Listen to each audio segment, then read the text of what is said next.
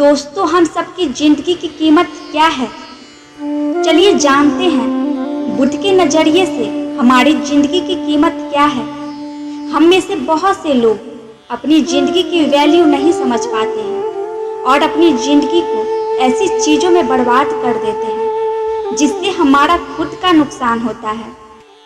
कुछ लोग तो अपनी जिंदगी शराब के पीछे बर्बाद कर देते हैं, कुछ लोग तो लड़कियों के चक्कर में, और कुछ अपनी सारी जिंदगी पैसा पैसा करके बर्बाद कर देते हैं। हमारी जिंदगी कितनी कीमती है और हमें अपनी इस कीमती जिंदगी को किस तरह जीना चाहिए, तो इस कहानी से समझते हैं।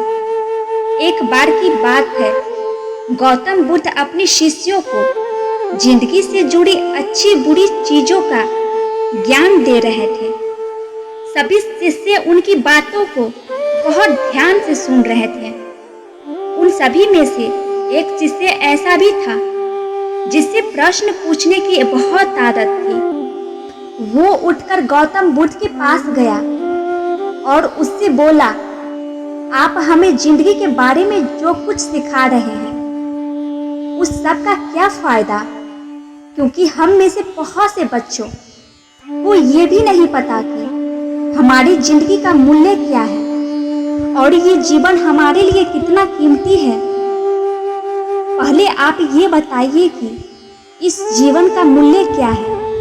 अपने शिष्य की बात सुनकर गौतम बुद्ध अपने कक्ष में गए और एक चमकता हुआ पत्थर का टुकड़ा लेकर आए और वो टुकड़ा उन्होंने अपने शिष्य को दिया और बोले, मैं तुम्हें इस जीवन का मूल्य तब बताऊंगा जब तुम इस पत्थर का सही मूल्य पता लगाकर आओगे। साथ ही ये ध्यान रखना कि तुम्हें ये पत्थर का टुकड़ा किसी को बेचना नहीं है। गौतम बुद्ध की बात मानकर वो शिष्य बाजार की तरफ चला गया। बाजार में सबसे पहले उसकी नजर एक फल बेचने वाले पर पड़ी और उसने वो पत्थर उस फल वाले को दिखाया और बोला, इस पत्थर के बदले आप मुझे क्या दे सकते हैं? फल वाला बोला, ये पत्थर कुछ खास तो नहीं है, लेकिन फिर भी इसके बदले में मैं तुम्हें 10 केले दे सकता हूँ। वो शिष्य उस पत्थर को लेकर आगे चला गया। फिर उसे एक सब्जी वाला मिला।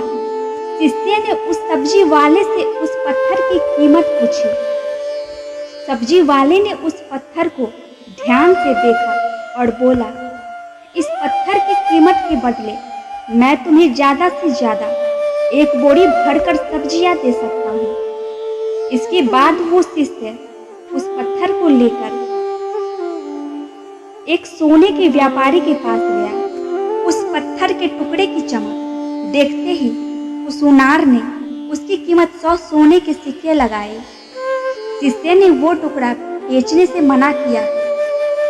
वो सुनार उसके बदले 200 सोने के सिक्के देने को भी राजी हो गया, लेकिन शिष्य ने वो पत्थर नहीं बेचा। इसके बाद वो शिष्य एक हीरे के व्यापारी के पास गया और उसके सामने वो पत्थर के टुकड़े को रख दिया।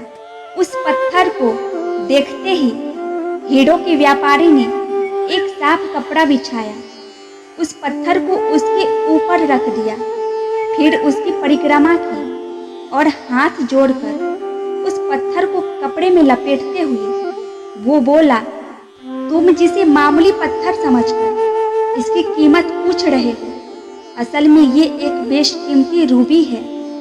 ऐसा रूबी हर किसी को नहीं मिलता।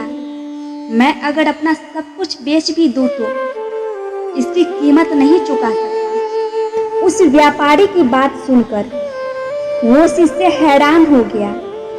वो दौड़ा दौड़ा सीधे बुद्ध के पास आया। उसने जो कुछ भी बाजार में हुआ वो सब बताया।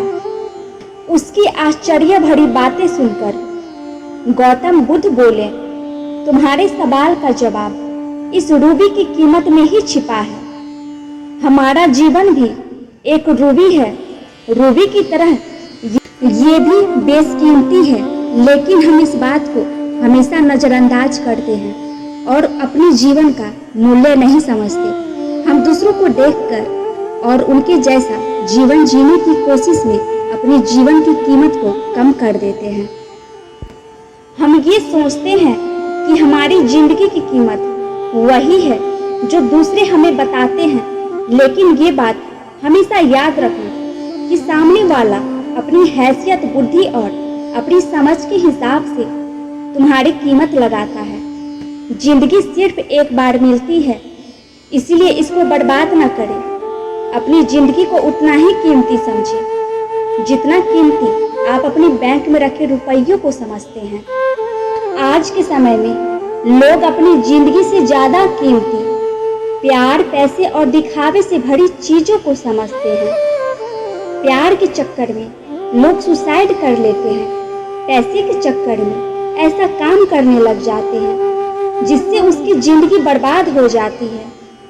नाम कमाने के चक्कर में उल्टे सीधे काम करने लग जाते हैं। हमेशा याद रखें कि दिखावा करना जरूरी नहीं है। प्यार दोबारा मिल सकता है, पैसा फिर कमाया जा सकता है, लेकिन जिंदगी को फिर से पाया नहीं जा सकता। इसलिए अपनी इस बेशकीमती जिंदगी को अच्छे से जिए, हर पल का आनंद ले। कभी ये ना सोचें कि आप इस दुनिया में किसी काम के नहीं हैं। न कभी ये सोचें कि आपकी जिंदगी व्यर्थ है। आपके होने या न होने से कुछ फर्क नहीं पड़ता।